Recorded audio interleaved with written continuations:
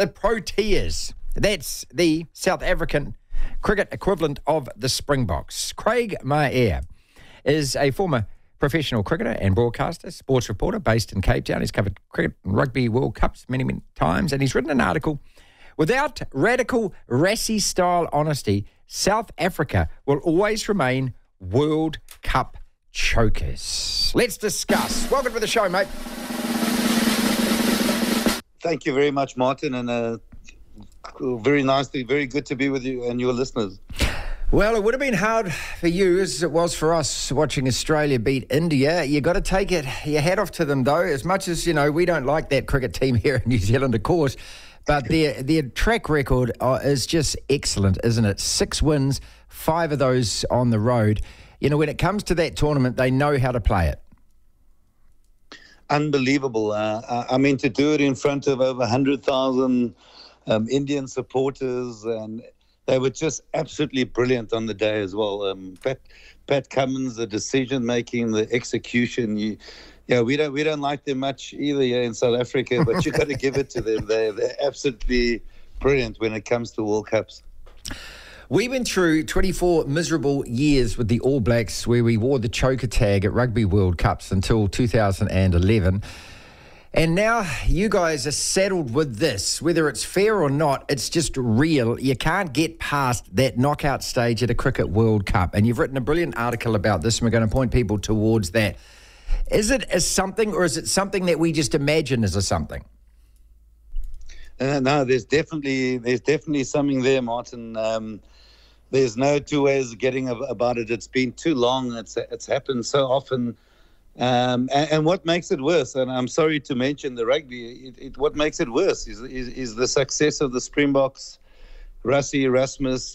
It's complete contrast to the rugby and the cricket.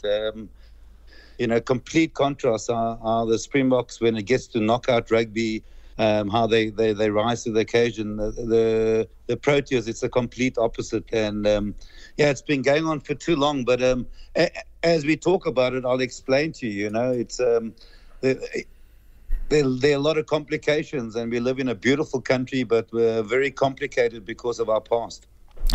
We spend a fair bit of time with Philisande Sikaba, who comes on the program, and he has just explained beautifully the development in South African rugby from the quota system, the importance of Siya Kolisi, Rassie Erasmus, and how he has embraced and managed to skirt around the more of the politics to actually achieve what he wanted to achieve. I presume and I assume that that's kind of what you're getting at. That cricket doesn't have what South Africa now has in place, what the rugby has in place. They'll say they have, but they're just there's not enough openness, honesty, and authenticity. And whether you like Rassie or Erasmus or not, that's exactly what he's brought. There's actually a quote by his sister saying she's so proud of Rassie winning the World Cup in 2019. That was before this, the 2023 World Cup. But one of the things she's proud of the most is what he's done with transformation in rugby, and it's called EPD. It's this early player development. So before he became the Springbok coach, he was director of rugby, and now he's the director of rugby again with Jacques Nienaber, the coach. But in his first role as director of rugby, this early player development, he knew Siya Kolisi when he was 16, 17, Makazole Mapimpi, Lokanya So it's just about identifying the talent, nurturing the talent, and tracking. So he's been absolutely brilliant like that. When it comes to cricket, we haven't had that, It's more a numbers game where they're trying to get 3 black African players in the Proteas team. And, that's not the way to do it. You've got to do it at grassroots level, identify and nurture the talent the way Rassie has. Unfortunately, that hasn't been the case in cricket. It's a little bit easier in rugby when you've got 23 players in a squad instead of 11. But that's not the only reason why we haven't been successful. But that's, it's become very complicated, and it's even more complicated at domestic level. That's where, if you look at the Australian success, they've always had the Sheffield Shield cricket, and our first-class system is very diluted. Far too many teams, far too many players. and not enough of this identification. So we had this problem in rugby as well before Rassie came, and you often had, with the quota system, you had black players who would be on the bench, and they'd come and play 5 minutes, and they knew the coach never rated them. They were doing this because of quota or targets, whatever. So Rassie's gone about it in the perfect way, where he's trusted players, he's got their backing, he's been open, honest, and that's been lacking in cricket for a very long time, and it's very complicated, and the sad thing, Martin, is, you know, in the next 4 years or 4 years after that, I don't know if South Africa ever going to get out of this. It's been a long time now. There's, I mean, and if you look back to 92, 1999, the semi-final against Australia with Lance Klusener and Alan Donald, it's 2015, the semi-final at Auckland, at Eden Park as well. There's quite a story about that one as well. Oh, yeah. The night before that semi-final, before Grant Elliott hit that hammer blow for six, you know, South Africa. I ended up ending up with doing the story, covering that tour, because that match ended at about 11:30 at Eden Park on a Sunday night, and the Monday there was nothing. Tuesday I had to get to mad scramble to get to the final, New Zealand Australia at the MCG, and we were on a 7 o'clock flight, 5 a.m.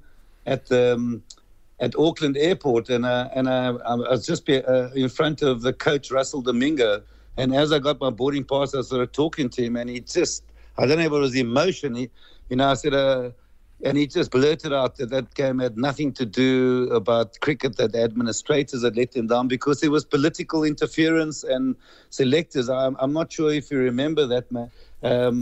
This guy, Carl Abbott, had come into the side. Vernon Philander was originally in the side, picked up a hamstring injury. And before the semi-final, they needed to have 4 players of colour. They only had 3. The quarter-final, the match before, South Africa won their first ever knockout match against Sri Lanka by 9 wickets. So you think going into a semi-final against New Zealand, you wouldn't change the team, but they had all these things, and they brought in Vernon Philander for Carl Abbott. Carl Abbott had been picking up early wickets, opening the bowling, and he was the best death bowler, and it just caused such ruptions before a semi-final, and that's maybe not the whole reason why South Africa lost and New Zealand won, but I know that AB de Villiers and that team, they felt so let down by the administrators, by having to do all of these things. It just shook them. It actually, let alone lose the semi-final to New Zealand, it took them about a year and a half to recover after that because of the meddling and interference behind the scenes. With the choker tag, it's always, it just seems so mean, and it just seems so unjust, because there are many factors, as always, and these players that lost to Australia in the semi-final in India aren't the same players. Most of them that played in 2019. You go back to the Duckworth-Lewis one where you miscalculated. You go back to Alan Donald dropping it, and these aren't the same players. But is it true that the legacy of that remains? And do you think that when you were watching that game, that it does affect your players' mindsets when they get into these positions still? I think it definitely does, Martin. There's even talking about that there might be a curse. There's some sort of curse, right, going deeper. South Africa, just with its past, having apartheid, it still obviously has manifestations and affects our lives today still. And there's certain white cricketers who played in the past, the Pat Simcoxes and all this, they've been quite conservative and quite things that have come out. So a lot of the coloured black players who played then, were they're so-called teammates. So they could well have been playing with racists and everything. So it's this racial stigma in South Africa after apartheid, it goes a long way. Now you had black cricketers. You see, they have black African cricketers. You have people of mixed descent, coloured. They call them Cape Coloureds or Indian. but they're not seen as black Africans. So you had a lot of coloured cricketers like the Ashwell Princes, the J.P. Duermenis, Vernon Philanders, Robin Peterson, Hashim Amla. In many ways, they struggle against discrimination in the older days because everything was towards white cricketers. Now it's the reverse. Now everything is trying to go towards black African cricketers, which is the right thing to do when we came back out of readmission in 1994. But at the end of the day, we're hoping that at some stage we can just choose our best team and. The rugby have the stronger together where they're all open, honest. Our cricket is very muddled and anything but strong together. So it's very complicated. I don't know if there's any other team in world cricket that has to choose choose 3 black Africans, no more than 5 white cricketers. It's quite complicated. We got a complicated past. Fortunately, as I say with Rassie Erasmus, he's been a bit of a rugby genius, what he's done on the field, but off the field as well. It's not a problem when it comes to the Springboks because there's so many black players in the system now, and that he's given confidence, and that they're not chosen for their colour, they're chosen for their ability. He's given them confidence. So it's a complete contrast from the rugby to the cricket. But as I say, when you have a starting 15 and 8 substitutes, it's a bit easier to do than when you just have 11 cricketers on the field. The reaction in South Africa finally then to this loss, it must be terribly disappointing because once again, hopes are so high, and just like India, played so well during the round robin, but just can't get it together in that one major match. And how big a hurdle is that going to be to jump? As you said, Martin, when New Zealand struggled to win from 1987 to 2011, I was always it's going to happen, and once you do it, and then once you win a World Cup or get to a final, it will. But things are instead of things getting better, they seem to be getting more and more complicated. But South Africa does breed. We breed a lot of good cricketers. We have a very good schooling system. The talent is there.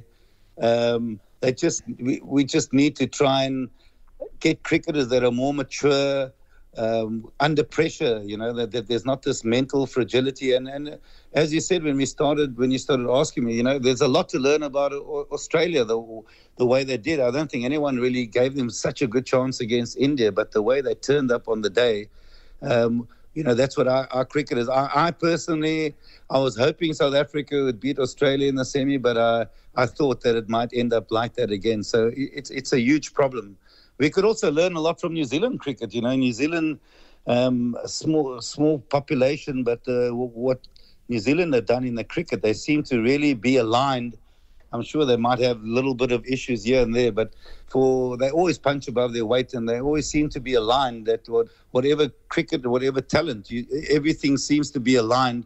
And they seem to get the best out of you, whatever system you've got there. So South Africa got a long way to go when it comes to cricket. And as I say, with the success of the Springboks, I think the public were quite impressed the way South Africa did, and they won. They only lost 2 games, although they lost to the Netherlands and they lost very badly to India. That could happen. But at the end of the day, unfortunately, a lot of the public were expecting this to happen again. Devlin. Unbelievable. Incredible. The platform.